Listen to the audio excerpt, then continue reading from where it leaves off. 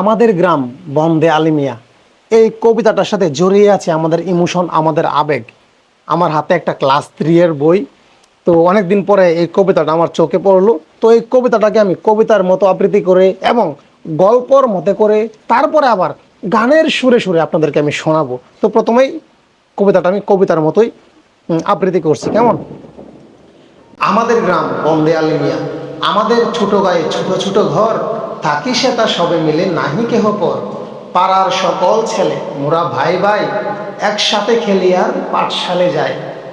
হিংসা ও মারামারি তবু নাহি করি, পিতামাতা গুরুজনে সদা মোরা ডরি। কবিতা। তো এই কবিতাটাকে আমি যদি এখন গল্পের মতো করে শোনাতে চাই, গল্পের মতো করে বলতে চাই, তাহলে এইভাবে হবে। আমাদের ছোট গায়ে ছোট ছোট কিছু ঘর ছিল, সেই ঘরে সবাই মিলেমিশে থাকতাম। পাড়ার সকল ছেলে আমরা সবাই ভাইয়ের মতো ছিলাম, সবাই মিলে একসাথে বিদ্যালয়ে যাইতাম। তো এইভাবে গল্প হবে। তো গেল গল্প। এখন আমি যদি গানের সুরে গাইতে চাই তাহলে এইভাবে হবে। হিরো আলমের মতো আর কি যদি আমি গাইতে চাই গানের সুরে, হিরো আলম ভাই অনেক কবিতাকে সে গানের মতো করে রবীন্দ্রনাথ সঙ্গীতের মতো চালায় দিছে। যাই হোক, আমি একটা গানের সুরে যদি বলতে চাই, আমাদের ছোট গায়ে ছোট ছোট ঘর, থাকি সে তা সবে মিলে নাহি কেহ পর।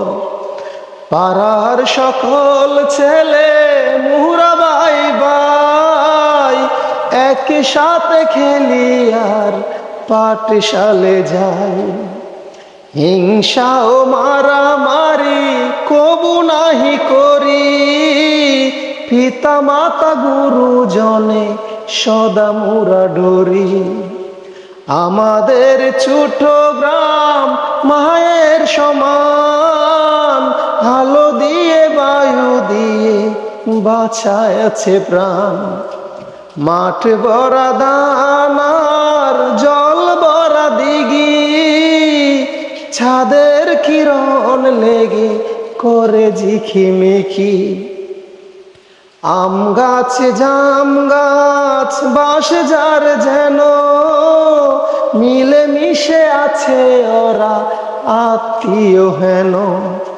সকালে সোনার রবি পূব দিকে উঠে, পাখি ডাকে বায়ু বয় নানা ফুল ফুটে।